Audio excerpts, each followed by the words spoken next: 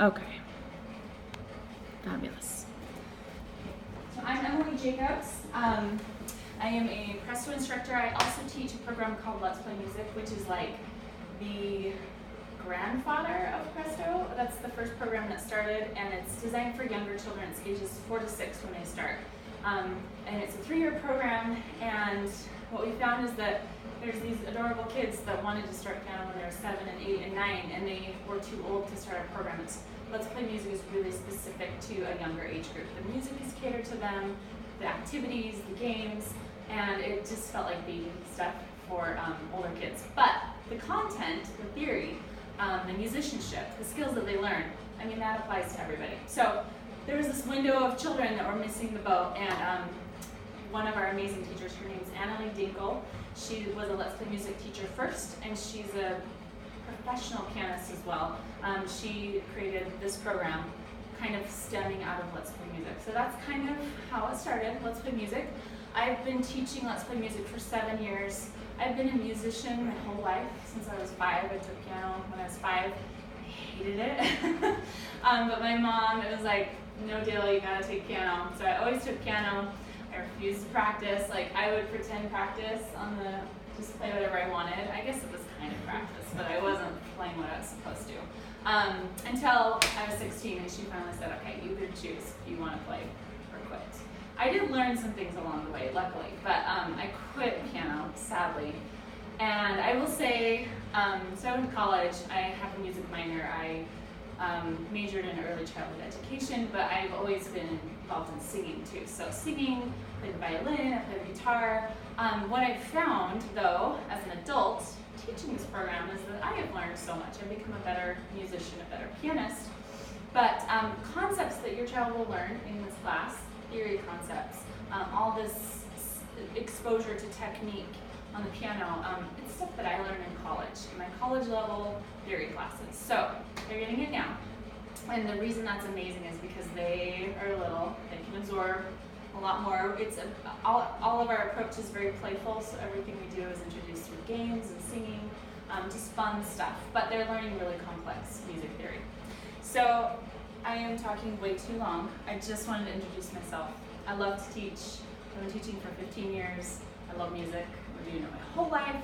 And I believe that we can make the world better through making musicians. I really, truly believe that. I think it helps us to process feelings and emotions when we can express through music. And I think when we give that gift to our kids, it is really, really invaluable to them. So thank you for investing in that. I am a mother. I have 4 kids, 4 boys, 15, 13, 11, and 3. And yes, it was planned. We just have a little caboose baby. And I'm married to a wonderful guy who has taken them all for dinner and ice cream. So there's no noise here for us tonight. So that's a little bit about me. If you wouldn't mind just like giving us your name, your child's name. I guess it doesn't really matter what their name is, but like if they've had any, or actually no, I want to get to know you. So you tell me if you have any musical experience or what your experience was with music, like in a nutshell. So you want to start with you, Joe? Sure. Awesome. Okay. Yeah, I'm Joe Bergevin. My daughter's Everly. She's 9, and I started into music when I was in the 5th grade. We were told we had to do a music class that could either be recorders in class with everyone else, or you could join the orchestra. And so I joined the orchestra. I wanted to play bass, but they told me my hands weren't big enough, which I don't know how you can tell a 5th grader if their hands aren't big enough to play the bass. But they were right. Like I didn't have big enough hands. Or I wouldn't grow into it anyway. So I chose the cello instead, and I played ever since then. And got into singing when I was in high school, in my senior year in high school, and started arranging music and singing with lots of just a cappella groups and stuff. And, in high school, I also I was with the Grand View Symphony with Joe. So that was my experience. Awesome. I will just say real quick, Joe has an exceptional background in music. There is no prerequisite for the parents to have any musical background. So don't panic if you're like, I've never done anything. It's okay. You're actually going to learn along with your child. So bonus points, you're going to learn too. Thank you very much, though. That's awesome. Okay. I'm Bobby, of course, husband. I've been playing guitar since I was in junior high. Took a bunch of like music classes all the way up to like high school.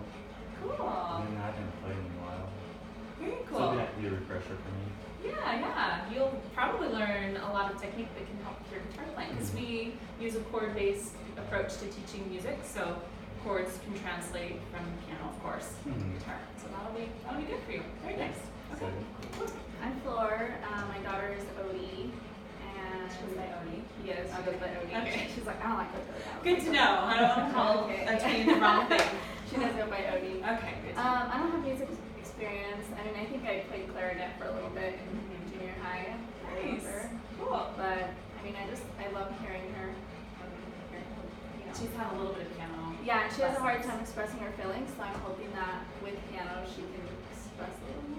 Yeah, she might find my oldest sister, when she was really mad, she would like pound on the piano, and we were all like, "Stay away from Heidi. She's in a bad mood." You just knew. So you never know. Like it's a good way to process stuff. Yeah. Or like good feelings too. Yeah. Yeah. Okay. Lindsay. I'm Lindsay, and my son is Mason, and I have no musical experience. I mean, I took piano for a short time when I was young, but Mason has showed a little bit of interest in wanting to learn like piano, guitar, but he also has dyslexia, Okay. and so we were really hoping by him learning music that there's all these studies that show that it kind of helps make connections in their brain that kind of helps with it. Okay. So that's what we're Awesome. doing. That's very cool. Yeah, we're going to learn a little bit about what happens to the brain when you learn music, but definitely, I mean, the piano in particular, we're using two hands. I mean, we don't start off with two hands, but eventually we use two hands. Pretty quickly in Presto we do. And what happens is the brain has to communicate across the corpus callosum. That's the center of your brain. It's the material that separates your brain. It has to communicate. Two hemispheres have to communicate across that corpus callosum to be able to play two-handed like that. So it's a little bit like this kind of situation, only they just do it from the beginning, and everybody starts out learning and slowly, and their corpus callosum actually grows as they learn the piano up to 40%. It's measured to be 40% larger than somebody who has never had piano lessons. So that's a big deal. Like you're literally growing their brains when you put them on piano lessons. We'll talk more about that in a minute, but thank you for sharing that. That's really good information. Okay, so I'm gonna just briefly go through our vision statement. Our company is called Making Musicians, and that's the company that creates and supports Let's Play Music. There's a program for infants and children up to 4 called Sound Beginnings. I also teach that. And then Presto for the older beginner. So these 3 programs fall under our vision statement umbrella. Making Musicians provides outstanding programs for developing the complete musician. And what that means is that your child, they will learn how to play the piano. This is a piano course, but they're going to learn a lot more than that. They will be complete musicians. We empower our expert teachers with play-based curricula that develop talent, enhance intelligence, and deepen human connections. So let's see, I'm just going to move on a little bit. These are our core values. First one, we play. It's in our name. Well, one of our program's names, Let's Play Music, for a reason. We understand the benefits of play. I personally believe that everybody learns best when they're playing, not just kids, but we definitely know that kids learn the best when they're playing. That's how they learn. From the time they're infants, they learn through play. And somewhere along the lines, it gets drummed out of us that learning can be playful, probably for the sake of like keeping order in the classroom, you know what I mean? But we play in here. We embrace the process of learning. We give consistent effort. We focus on abundance. We make the most of our time. We communicate openly and honestly. We pursue quality. We celebrate accomplishment. We face challenges with optimism. That's my favorite one. It's like my life motto. And we purposefully cultivate relationships. So no words of perfection or like prodigy. Like there's no like buzzwords in there that would make you hopefully feel any stress, because what we're doing here is just giving them an opportunity to learn and celebrating along the way. We definitely pursue, let's see, what's the one I wanted to say? We pursue quality. So we're reaching for the stars, but everybody has a different star they're reaching for, right? It's going to be different for every kid. So it's exciting to watch that process. Okay. Okay, let's talk about the complete musician for just a moment. The skills that we're going to learn in class, from the very get-go, everything we do has a purpose. Every song I sing, every activity and game I play with the kids, there's a purpose behind it. And what we're doing is teaching music and theory concepts that will just become second nature to them. So we're internalizing a steady beat as we march or as we use instruments to tap or something like that. We're developing our audiation skills as we play the piano and sing along with the note we're playing. We start with middle C and we actually base, we're working towards, that's the words I want to use, perfect pitch, being able to sing in perfect pitch because we really emphasize middle C. We call it do. If you know anything about solfege, never mind, doesn't matter. Anyway, so they're going to learn a tonal center of middle C, and that's appropriate for most children's vocal range as well. It's not too high and not too low, it's right in the middle of the keyboard. I'll show you a little bit later. So students who understand the music of language can apply their knowledge to other instruments. And I love that Joe mentioned that he started with the cello and then he moved on to singing and things like that. I started with the piano, I moved on to violin, singing as well. As an adult, I've been able to pick up guitar and ukulele. I mean, like, I'm not really good at those, but I can pick up things and play them pretty easily because of the foundation that I've created for myself and that my parents helped to cultivate. So the beauty of this program is, yes, we start on the piano, but when I have students graduate, sometimes they learn or think, I don't want to continue on with the piano, and that's okay. They are actually prepared to go into any other instrument, say they want to do drums or cello or guitar or maybe singing, or maybe they just want to take a break. The foundation that they have in Presto is so powerful and it will be so important for them even as they grow older. A lot of the skills that we learn, we actually don't get to see like the full fruits of our education until they grow older. And there will be some light bulb moments as they continue on, like maybe in high school or college they'll join a choir and they'll hear something and they'll have a connection that they remember, oh my gosh, I remember learning this and that's why we were doing this, and they might understand it from a different level. And that's because of the foundation that we're creating. So let's talk about first year. This is our first year. We have 2 semesters. Our rocket semester, which starts August 28th, first day of class, I think it is, Wednesday the 28th, and we'll go through December. In this first year, okay, so that's the rocket semester, and then in January to May, we do the Eros semester. This first year, we are ear training and internalizing harmony and rhythm. Ear training means they are learning to process what they're hearing, auditory information, so either on the piano or what they're hearing on the CD or what we're singing. They're going to learn to translate that, output the same notes. So singing in key, essentially. That's a fancy way of singing. Say they're going to learn how to sing in key. And if they already know how to do that, which most kids do, not most kids, I shouldn't say that, some kids do. Some kids haven't learned that skill yet. So we're going to work on that.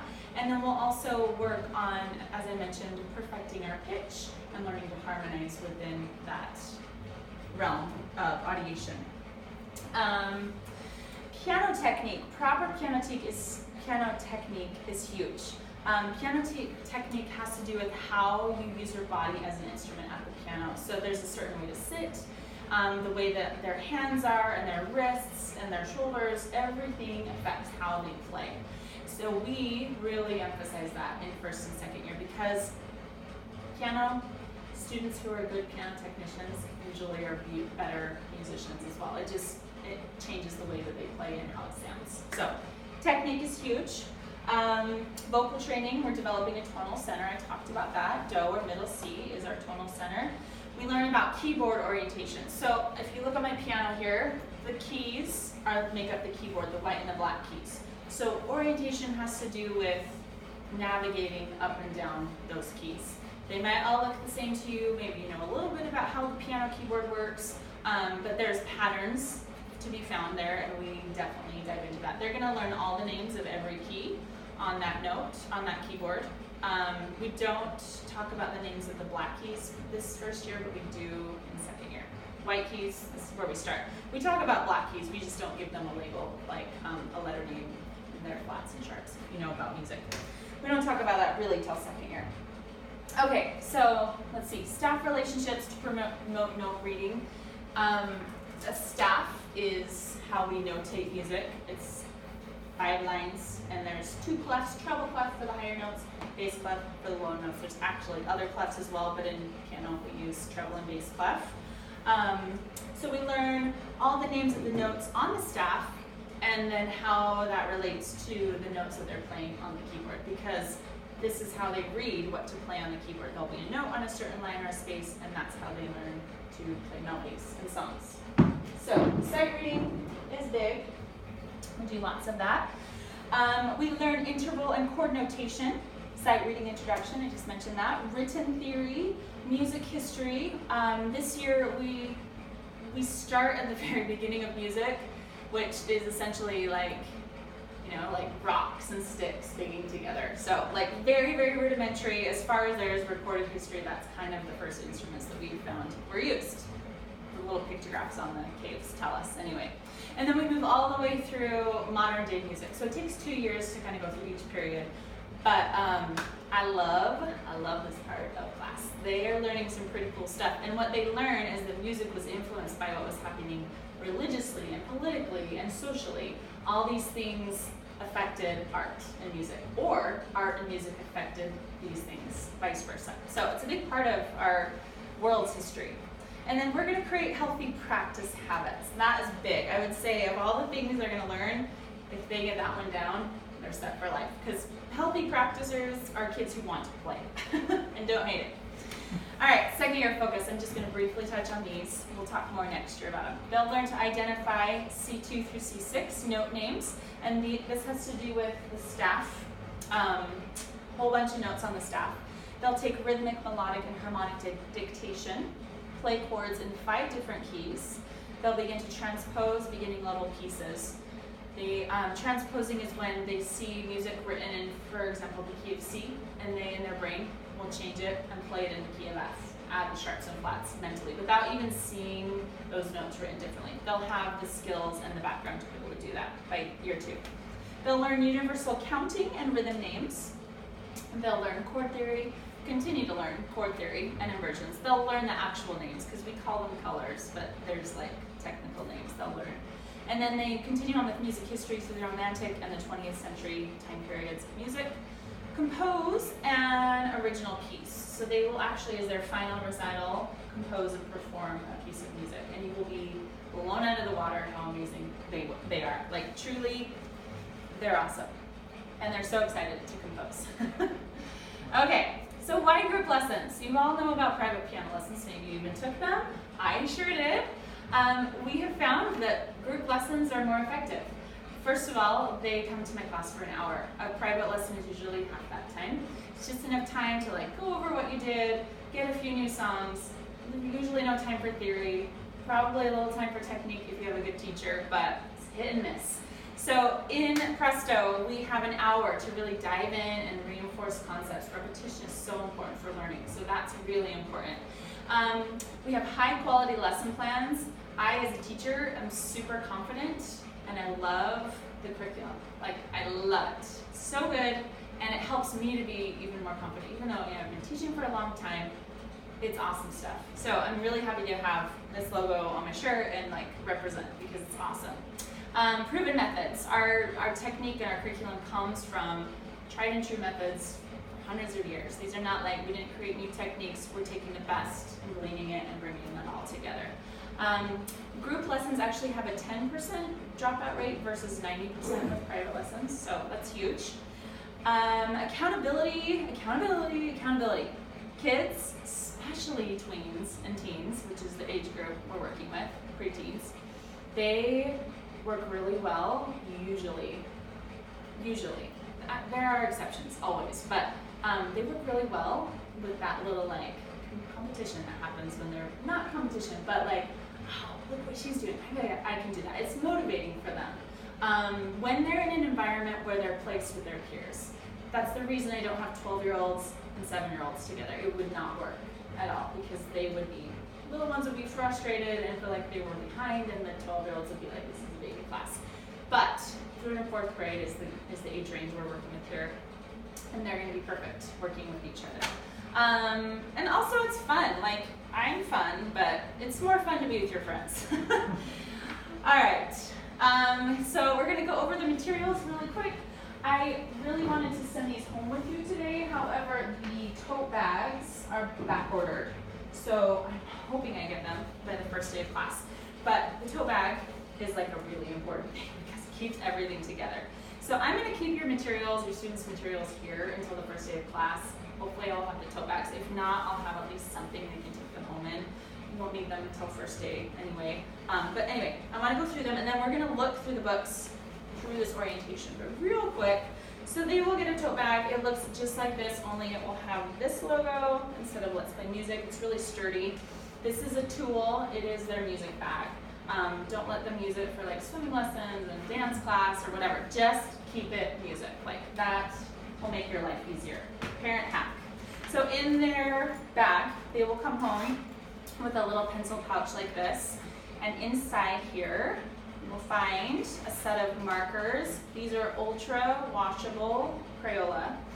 And we actually use these to write on the keys at some point. So they wash off. Don't freak out. It's okay. Like, they write on my pianos, they wipe off with baby wipes, all right? Or like water and a paper towel. That's why we have ultra washable. But they can use their markers for their homework as well. These markers tend to bleed a little bit, so like maybe not on every page of homework, but there's some coloring assignments, they can use them for that. Like certain assignments will say color the red cord, and they can use a red marker to do that. But the rest of the homework, if you have a music pencil, that would be good. Plus, if they make a mistake or want to fix it or change it, they can do that. And it's not just like super fun. Okay. They'll also have this little set of bug flashcards. These are the introduction of different rhythms. So that will be in there. That's the tool you'll use at home. There will be this little thing that looks like maybe a scrap of garbage, but it's actually not. This is a really important tool.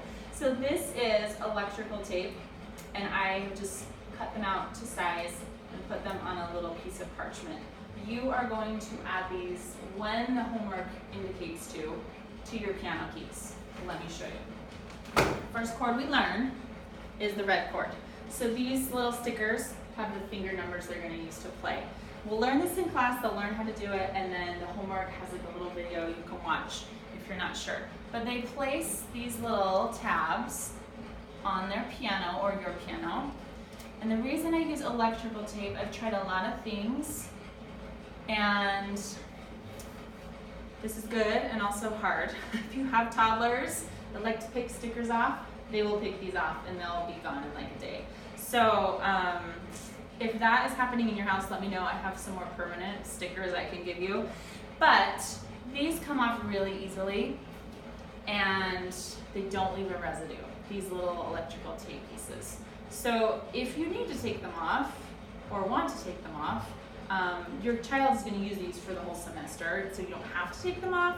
But if you need to, or if you're worried you have a like super nice baby grand or whatever and you don't want to ruin the keys, they won't ruin your keys. They don't damage at all, they don't leave a residue. So that's what these little stickers are. We have 3 chords we learn, 3 chord colors we learn in the first year, and it's red, blue, and yellow. And we'll talk about why we do that in a minute. But that's what these are. So don't throw them away. In fact, like maybe just take them out. I don't know. I don't want them to get ruined, but I also want them to get lost. So you decide. You can keep them in your child's pencil pouch. We're not going to use them the first week, but we'll use them as the semester progresses. So that will be in here. There's also a clipper, brand new, clean, I promise. I bought them off of Amazon. This is for them to trim their nails. So it's really important. In fact, my nails are a little long right now. They need to have very short nails. I mean, you can have a little nail. But we play a game, it's called Bubble Smash, and they need to be able to create a bubble and really press their fingers in. If they can feel their nails, like mine are digging into my fingers right now, so I need to trim my nails. And that helps with their technique. So a little check whenever they sit to the piano. They don't have to clip their nails every day, but usually once a week. But just keep those in there. And then this, I just say keep it right in their tote bag. When you practice at home, you'll take the tote bag to the piano and make sure when they're done, put everything back in here because we use that stuff in class too. So that will be in here, and then also their workbooks. I have both semesters here. These ones we won't use till January, so I will keep your child's January books here so they don't get lost. But they will have their Presto Rockets. And there's 2 books. One is a song book, and this contains all of the notated music that we'll learn to play. There's a table of contents. All the songs are in here. And we're going to talk about what some of the symbols mean. Some of them are unique to Presto. There's also a little staff in the back you'll use for certain games. And then a little keyboard family. Your child will teach you about this. It's a really cute story. But you'll use this also for games at home. So that's in the back. And then this is the student workbook. This is like their homework book. And it guides you, as the parent, to be able to help them to practice. So let's see. I want to talk more about this, but first, I'll just show you. You'll also have a CD. I didn't pop one in here. You'll have a CD, and it has every single song we're going to use in class on here. And it also has, so it has like a fun, like fast, or not fast, but like a normal tempo of each song with somebody singing the words. They need to listen to the CD because the words are awesome. They teach really important concepts. You will want to learn them too. There's also practice tracks on here, so there's like 60 tracks on here. The first 23 are the music, all the songs. The rest of them are practice tracks. And what that means is, let's say, for instance, we are learning Old Paint. It's a song. So there's a practice version of that song, and it's really slow. It has a metronome beat that counts them in, and then they can play along with the CD. This is especially helpful if, you don't know how to play, or you're not sure where the song or how the song's going to sound. This is just a really supportive way to have them practice, and it also helps them keep a steady beat. It is really hard. I think the number one thing that I've had a challenge with is getting my students to keep a steady beat. So playing with the CD forces them to keep a steady beat because otherwise they'll get too slow or too fast. Do you want a chair with a back? I'm I meant fine. to grab I think another I'm chair. okay. I'm sorry. I really Just truly like did. adjusting. No, it's okay. You can also like hop in my rocking I'm chair just too. laughing though because I'm like, I have to go buy a CD player. I don't. I know. Thank you for saying that. No, it's okay. Did you guys get an email about the digital downloads for So this? I kept seeing that, but I wasn't sure what it was. Okay, so it's that's not what that okay. is. You should still be able to access it if you have the email. If not, I can resend you a link. In fact, I'll just do that. I'll send you guys a link. It will take you to a digital download portal. You'll use the login that you created when you signed your child up. So hopefully you remember it. If not, you can always recreate your password and all that good stuff. But you'll log in, and then once you log in, it will have like all the rockets. I think it just has rockets right now. It may have arrows too. I'm not sure. But it will have all of the music. So the tricky part is, if you're an iPhone user like me, iPhone is hard to work with. iTunes, I should say, is hard to work with. So the way I put my music, does anyone have iPhones? I'm not even going to talk about it. Okay, then I won't talk about it. So there's 2 ways, and I'm sorry, this is a headache. You can either, so you have to do it from your computer, if you have a computer with iTunes, hopefully. Yeah. Okay, good. If not, you come to my house, we can do it. Download from the computer, put it in your iTunes on your computer, and then you can plug your phone into your computer and put it into your iTunes. Problem is, it doesn't recognize any track names. They're just like 1, 2, 3, 4, 5. So you won't know what anything is unless you decide to like name them all, which you can totally do. It takes like half an hour. You It's can such a get pain in the like butt. CD players are like $30. You might be wanting to Oh, try okay. a CD Like player. you just go to Target and get it. Okay. Do you guys have CD players in They'll your probably car? think it's awesome. Nothing in Yeah, your car. they'll be like you'll bring them into the I would say previous try the generation. TI or like the Goodwill. They might have something yeah, there. okay, that's Just good like idea. test it out. Take your CD with you and try it before you buy it, because they sometimes don't work. But check out Goodwill. If you can also use like there's like a, I can't remember what it's called, but I have it on my phone, so let me just show you. It's called Voice Recorder. It's just a free app. Actually, I don't know if it's that one. But you can use an app to play the music from. It just doesn't really work well with iTunes. If you have an Android phone, no problem. You can download it to your phone, everything will work. Apple just makes life hard sometimes. Sorry, that was way more time than I wanted to spend on that. But if you have questions, please let me know, because I want to make sure you have access to your music. Your child does, and you. Okay, let's move on. All right, I'm going to give you guys your child's books, and I'll just have you use them for a few minutes. Let's see. I think I want to give you both semesters. We're going to use both, and then we'll turn them in before the end of class. So songbook. You guys are going to share. And these are the workbooks, these are the homework books. This is just so you can reference what I'm talking about. Okay, so green is for the first semester, yellow is for the second semester, and we're going to look through both of them real quick, just so you know. Thank you. Passing out is hard. Passing out books. Okay, so everybody turn to, all right, let's open the Arrows workbook. So that's the yellow one, and it's the student workbook, it's the homework one. And turn to Benchwarmer page 2 for me.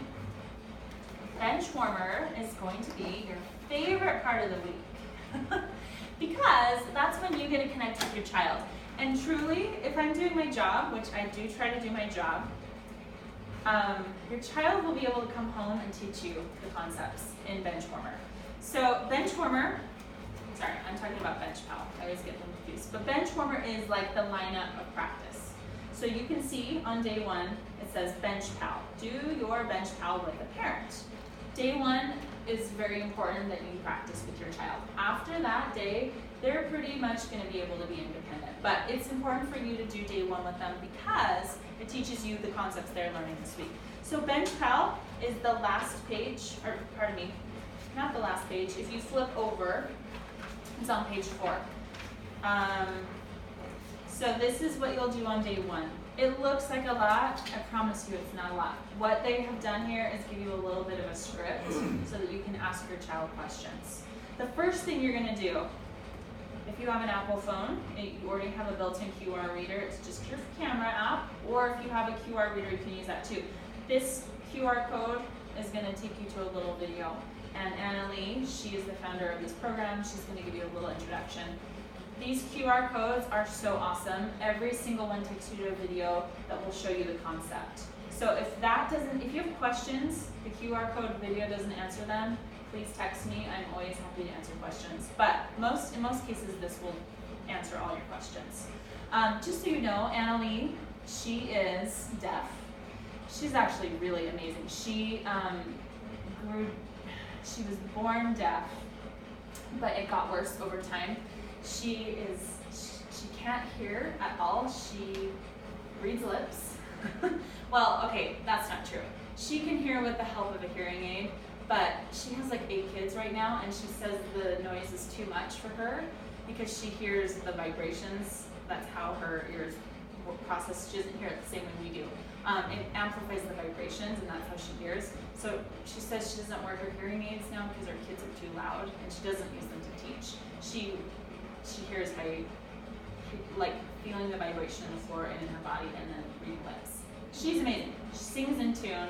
She's an amazing pianist. She's an amazing musician, and she is like a testament as to why anybody can be musical, because she's deaf, and she is musical. So anyway, she has a little bit of, she just speaks as if she was deaf. So she's sometimes hard to understand, but you'll get used to it. And if you have questions, just let me know. She's the one in all of the videos, I'm pretty sure. Okay, so let's go back to Benchwarmer. That's the BenchPal. We'll go through this with your child. Benchwarmer, I want to introduce you guys to the concept of chunky practicing. Does anybody know what that means, or like have any idea what they think that would mean? I'm just gonna share them. So I wanted my son to be here. He was gonna be my little model book, and I needed them all to leave too, so this is better. I'm just gonna pretend that I am at the piano with my child, and we are learning 3 Blind Mice. So this is very repetitive. I may not use a whole lot of chunky practicing because my kid's gonna pretty much know how to do the red chord. They're gonna play this a million times in class and then they'll come home and they'll be able to play it.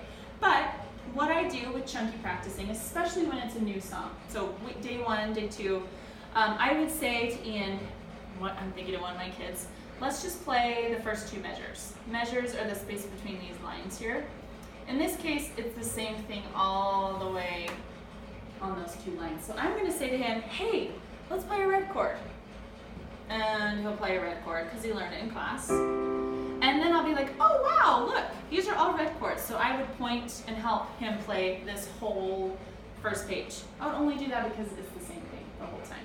Most songs aren't like that, right? Let's go to a little more advanced one. So that would be considered a chunk. I would teach him just that chunk. Some of my parents have been confused that when it says practice, for instance, 3 blind mice, that their child has to play the whole song, like right from the get-go. Absolutely do not have to do that. Like that would be developmentally inappropriate to do, to encourage that. So you just want to give them little pieces. And every day they're going to review that chunk that they learned, and then you're going to add another little chunk. So maybe by the end of the week, they might be playing the whole song, depending on the song. As we move into semester 2, they're going to be playing different things with 2 hands. It's more complicated. This is one of our first songs. So let's move to the back here, and I'll show you what that would look like with, actually, you know what? Let's go into our next semester songbook. Nope, that's not it. Yes. Okay, so for instance, I was gonna start my child on twinkle intervals. The first measure has 4 chords or notes in it for each beat, and they're all pretty much different. So I would just say, okay, we're just gonna do measure 1. Ian, or my son, would play measure 1. Maybe he could do 2 measures. I would find where he was with his chunk, like what kind of chunk he needs. I would have him play that chunk, and then play it again, and then play it again. And what we know is that 21 is like the magic number when they start to really get it in their muscle memory. However, don't make them play it 21 times because they will hate it and get bored. You can think of different ways to do it, like maybe they can play it down here, or I mean they would lose technique, but make it fun. Like they could put little beads down here and like move across every time they play it. I wouldn't shoot for 21 this year. That's kind of our goal in 2nd year when we're polishing more.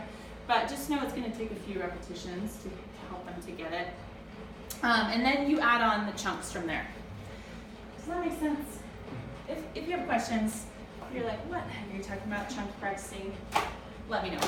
But that's kind of how that works. Okay, incentives. So in my studio, I do incentives if they practice. You can see in the bench pal that they're asked to practice 7 days. Don't get overwhelmed, promise, it will be fun.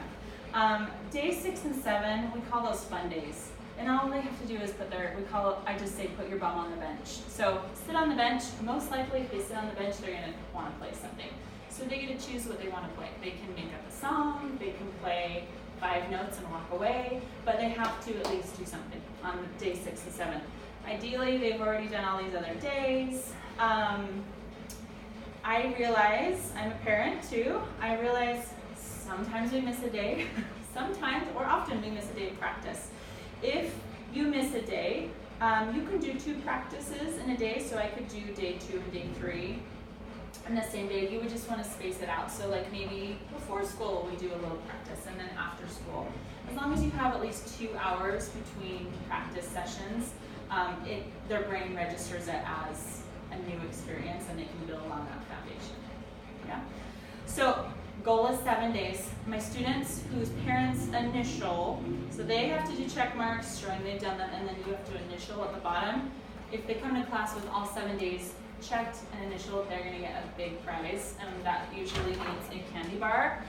Although I also do parent prizes because I've found that that's motivating to my kids, my students. So I'm going to give you guys a few cards tonight, and you can write whatever you want on them. Last year I had some parents say like, stay up late for 10 minutes and watch a basketball game with your dad, or whatever they knew their child would be motivated by. One was like, go to Swig with mom, get a drink, go get ice cream. They weren't big prizes. I wouldn't do anything that you're not willing to follow through with. I will say that. But they were like prizes where the parent connected with their child. And actually, almost every week, the kids picked the parent prizes over candy bar. I was shocked. I thought they would grab candy. But they were like excited to do stuff with their parents. So I don't mean to put a lot of work on you, but it's really motivating. And it's also a good chance to check in with your kid. If you have more than one kid, sometimes that can be hard to do. Okay, note eater. Let's move on. Page 3 in our workbook. Let me check my time. Okay. So note eater is our introduction to sight reading, and we don't do this until second semester, but I want to show you what it looks like. Day 1, they're going to, there's instructions at the top. They're going to write in the notes, clap and count out the loud and the treble, clap and count out loud the treble clef notes, and then they're going to play their hands together. So again, chunky practicing here. If they can't get the whole thing, start with 2 measures.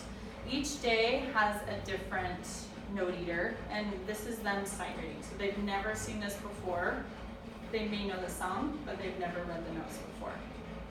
So that's what note eater is. We also do it in class. It's a fun game. I have this little note eater guy, and he's like a Pac-Man that eats the notes if they get them right. So they like that. Bench Pal on page 4, we already talked about that, so I'm not going to spend any more time. Page 5 is time travel. There's a QR code on every time travel that takes them to a little history lesson. They're all pre-approved things, but it's like a little YouTube link. It has different videos that they watch.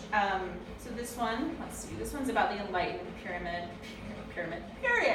which is a period of history and the music specifically in that time period. So they're gonna just watch that video. They're between 5 and 8 minutes long sometimes. And then there's a little question or a prompt for them. How did the music make you feel? They'll do that. Theory, there's usually 2 pages of theory.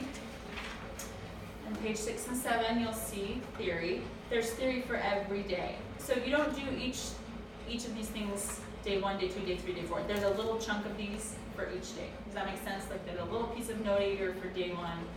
Time travel is just 1 day, but everything else has 4 or 5 parts to it. You do each day. So day 1, they're just going to be tracing a treble clef and a bass clef, and that's it. Pretty easy. And then 5 performances. So this doesn't happen, if you turn to page 88, you'll see what I'm talking about. This doesn't happen until the end of Arrow's semester, but I don't get to see parents every week, so I really need you guys to know now. I'll remind you.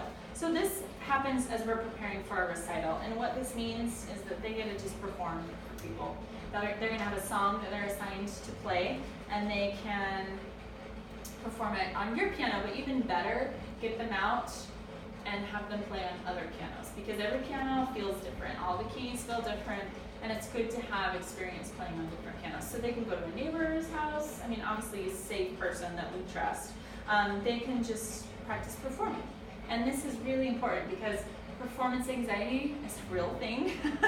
And when we get them started playing and performing early, not in a way that's like a competitive way, but just to let me show you what I've accomplished, that's exactly how we approach it. Hopefully it doesn't ever become an issue for them, performance anxiety, because it can be debilitating for musicians and lots of people, so we don't want that. Anyway, it's no big deal. It's just a chance to try new pianos and to try introducing and finding your voice and things like that. All right, so real quick, I want you to turn to your arrows. Oh, that's the one we were in, page 28, our arrows workbook. There's a couple symbols here on the bench pal that I just want to explain to you what they mean. The first one, kind of self-explanatory, it's a fingernail check. That just means make sure your nails are short enough to play. And then this next one indicates a bubble smash warm-up. So the bubble smash, I already showed you, we create this with our hands. There's a song that goes along with it, and then they put their hands on the keys and smash. And they will learn that the first day of class, and they'll be able to do that and teach you how. This symbol indicates a note eater. It's like the little Pac-Man guy with a flag at the bottom. The play piano symbol, this, it just means they're just playing a piano really, and it will kind of explain in detail each week when you see that. But that's what they're doing. They're sitting at the piano. When you have them sit at the piano, you just want to remind them to have a piano posture. And again, I will drive this home. It's the first thing we learn: how to sit, how far away to be from the piano. But you're going to just reinforce that at home. Remind them. And then this review down here, this little Presto logo. This is just a review, and it will be songs that they already know.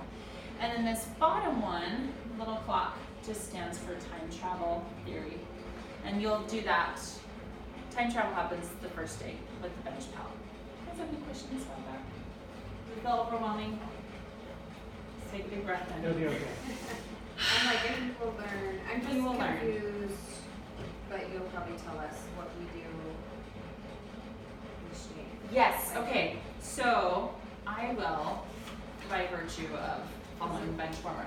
So day one, Oh, it okay. says bench pal, and you'll go to bench pal and do that. Day Okay. 2, it says Do Us Home. They'll sing Do Us Home, check it on the piano. Oh, okay. They'll teach you how to do that. Okay, And then just- there's a couple songs that they'll play. And then at the bottom it says theory, day 2. Okay. Or Alright. sorry, I skipped. That makes sense. Oh, okay. So here it says note eater, and then it says theory. So it will tell you exactly what to do each day. If you have questions, text me for sure. I teach pretty much all day long, but after 7:30 or 8, when I get my kid, my toddler to bed, that's usually when I answer texts. So I don't get back to you till the night. I'm sorry, but I will get back to you. And text is the fastest way to get hold of me. Okay, songbook symbols. We're going to be real fast with this one. So we're going to move to our Rockets songbook and flip to page 1. This song, Old Paint, has a little symbol you'll see on the first chord, and it looks just like it's an arrow and it's scooping down and coming back up. And you're going to see that a lot. Your child is going to learn what that means. What I want them to do is to drop down onto their chord. So let me demonstrate on the piano. It's a red chord, and I would find my chord, and then I lift at the wrist, and I drop my fingers down, and then I lift and drop. So every time they play, goodbye old paint, I'm leaving Cheyenne, we want them to drop down onto the chord. So that's what that means. It's just a drop action. And their fingers, they're going to keep the bubble shape and keep them really strong. We don't want their fingers to go straight or to buckle under like that. They want to keep a bubble hand. So that's what that means. Let's see, page 6. Has these little arrows going down. And that just is an emphasis. They're not playing a chord here, they're just playing a note, the same note actually. So they're gonna, again, drop onto that chord. When we play, drop onto the note. When we play a chord, there's more of a roll off because that's a chord technique, but in individual notes, we play a little bit differently. It's still kind of that drop, but it's also like a strong finger pressing down. So it's a combination of a drop and a strong finger. I forgot to mention, at the end of every song, it has a little arrow guy, and then it says roll off. So when they end their piece, they just practice rolling off, and that's just piano technique. It's so fancy. You guys will get to know what a good piano technician looks like when you see your child, and then you'll notice it as you watch other people play, if they have technique or not. Okay, let's go to our Arrows songbook real quick on page 10. There is a little pop symbol on each one of these. They're called bug scales. What that means is that's where we pop our bubble, pop our hand. So, just sit like this so you can all see, so you can see. So I have 5 fingers on my hand, but a scale has 8 notes in it. So what I do, I'm gonna move here, you can hear better. What I have to do is pop, and this music will tell them when to pop. They learn the scales, but it will tell them as well. So it's 1, 2, 3. I pop, bring my thumb to the next note, and then my whole hand slides out, up the piano. So 1, 2, 3, pop, 1, 2, 3, 4, 5. That makes sense? That's what the pop is. Page 17. Let's pop over there really quick. Has these little guys jumping at the bottom. That is a fun way to indicate a staccato note. A staccato note is just played really short. So think of like a jump. And that visual really helps them to understand how to play that note. Okay, 24. There are some hands. It just doesn't look like it's clapping, but that's actually what you're doing. So we're going to use our piano as a drum in this song. And so my left hand is going to go. Oops. So I'm actually making a voice sound, but I'm not playing a note. The drum beat is part of the song though. Does that make sense? That's all that means. Just tap the piano. Or they can tap their leg if it's easier. Let's go to page 24 real quick. Okay. Oh wait, I'm here. I did. Thank you. I got there a little slower. 36. This indicates that there is. Oh. I'm not remembering what that means. Okay, I'm gonna get back to you on that. I can't remember what the 1 stands for. It's okay, we're changing hand positions, that's what it is. I'm sorry. So they're coming back to their, I don't like that way of notation, but it's coming back and their finger comes back to do, their one finger. We don't really use this notation very often, but that's what that means, because they're going to start a little bit higher up the keyboard. Their thumb will start on the next note up, and then at the end of the song, they'll come back to their middle C. All right, last one, page 39 on our sonatina in C. This is going to be your child's favorite song. When they get to it, they love it so much. There's these little inchworms on there, and that indicates there's a squish in their fingers. So if you look underneath, let's look at the second line, the first measure there. It shows you finger numbers. The first note has a finger 1 underneath it. The next note is a finger 4. But if it's going to feel a little squishy to them, because normally we would use a finger 3 there because it's the interval of a third. So it just means they're going to squish their fingers and come down the scale. It helps them to inchworm their hands down the scale. Yeah? Okay. So that's that. I'm running out of time, you guys. Okay. Tell me I forget. Show me I remember. Involve me I understand. So here's the deal. It is 6:30, and I don't want to keep anybody.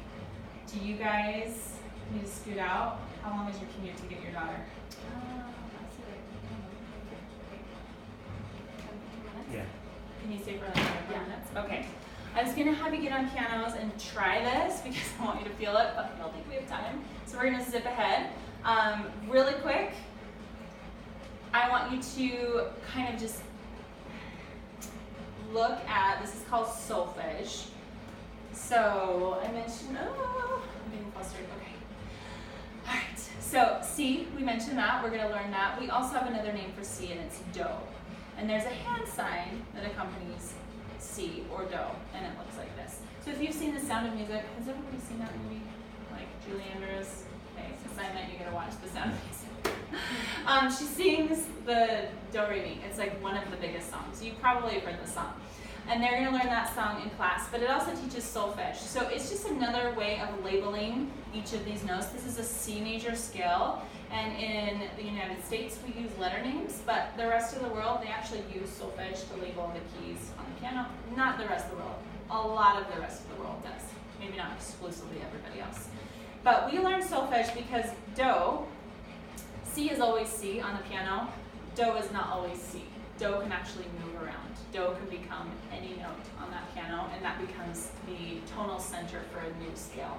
That might not make any sense to you, but it's actually really important for your child to learn that. So we learn that because they do something with their hand, they hear a note, and then they see something, and it involves 3 senses. So it's really powerful for them to learn that way.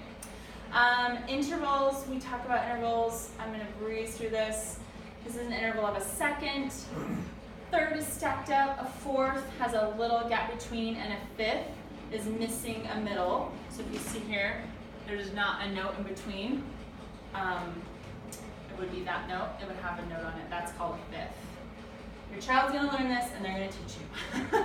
Okay, so those are intervals. We have a song about it, like everything. I mentioned we learn chord theory.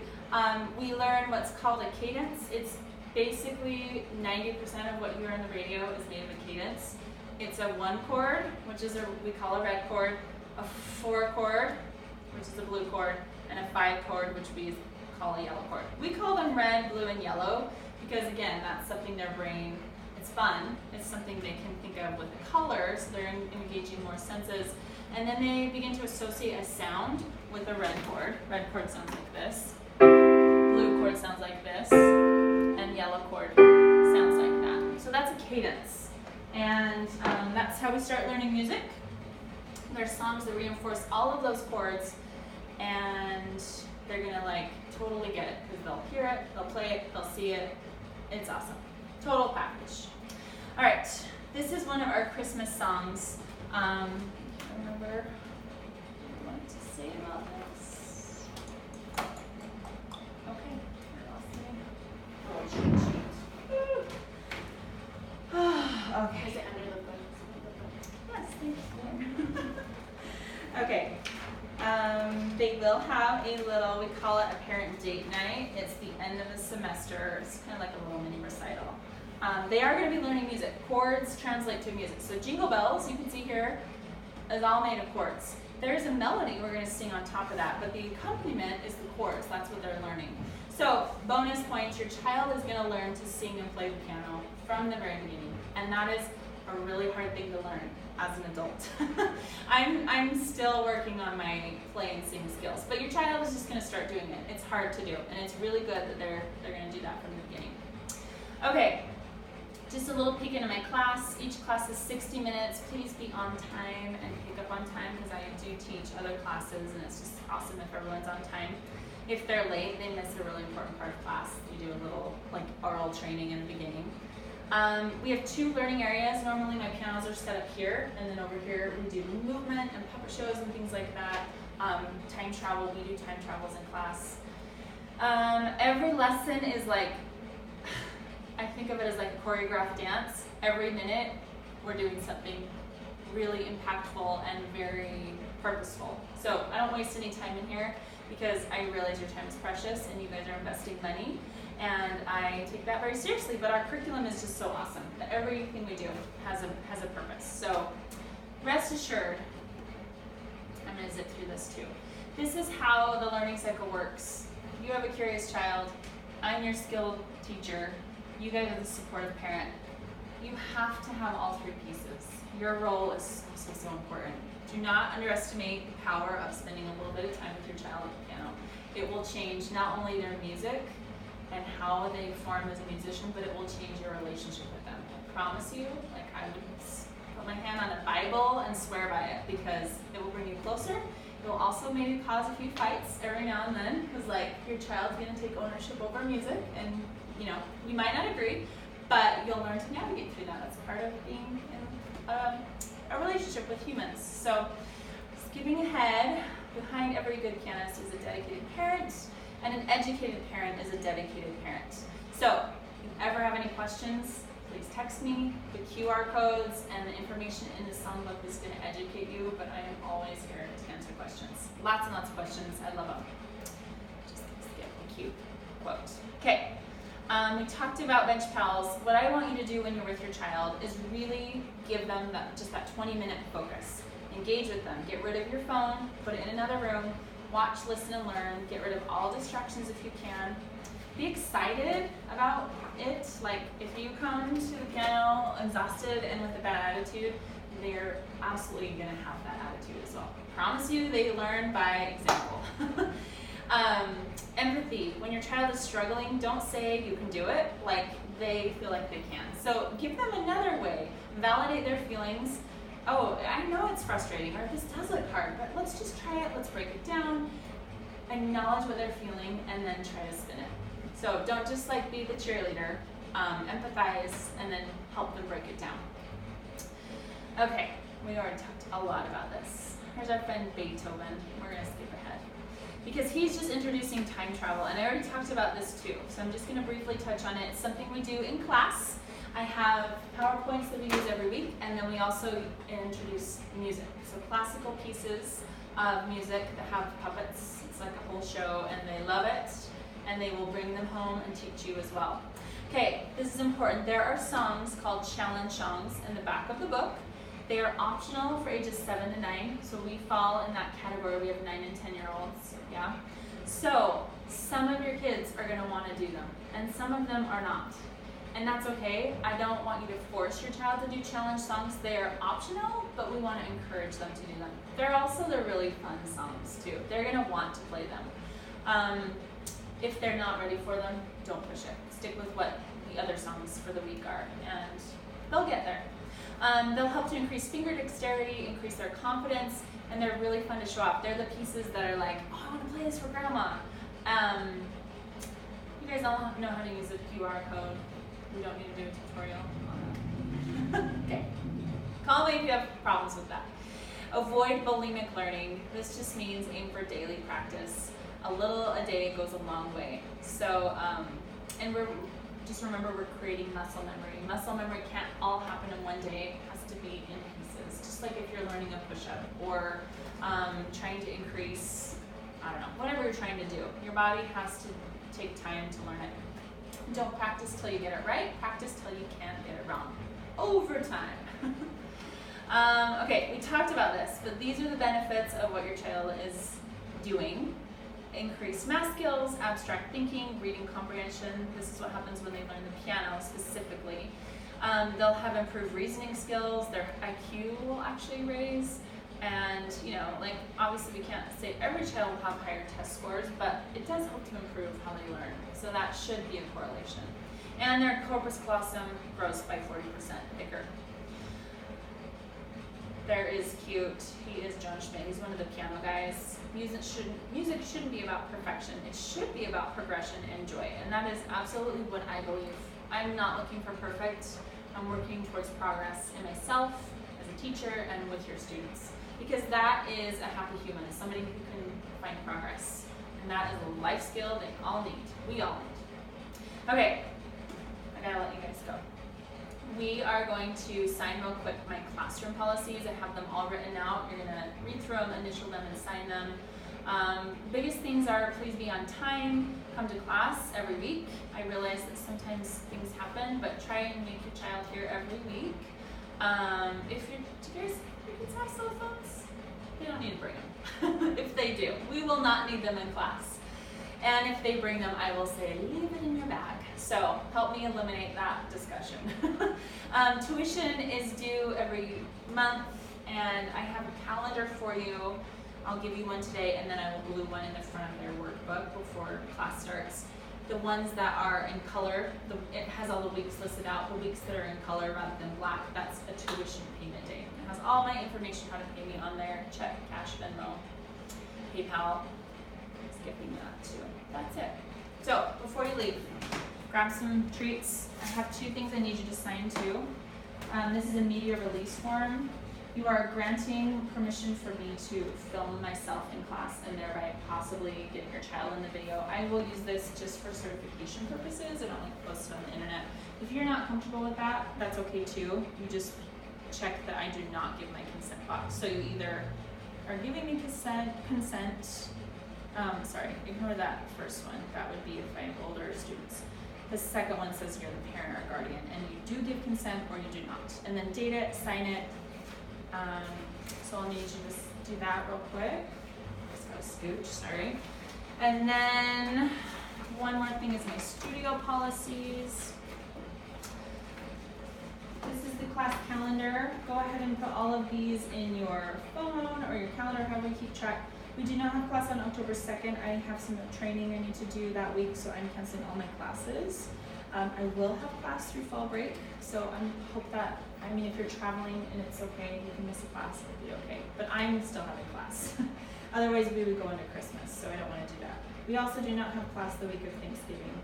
And then our last lesson will be on December 18th.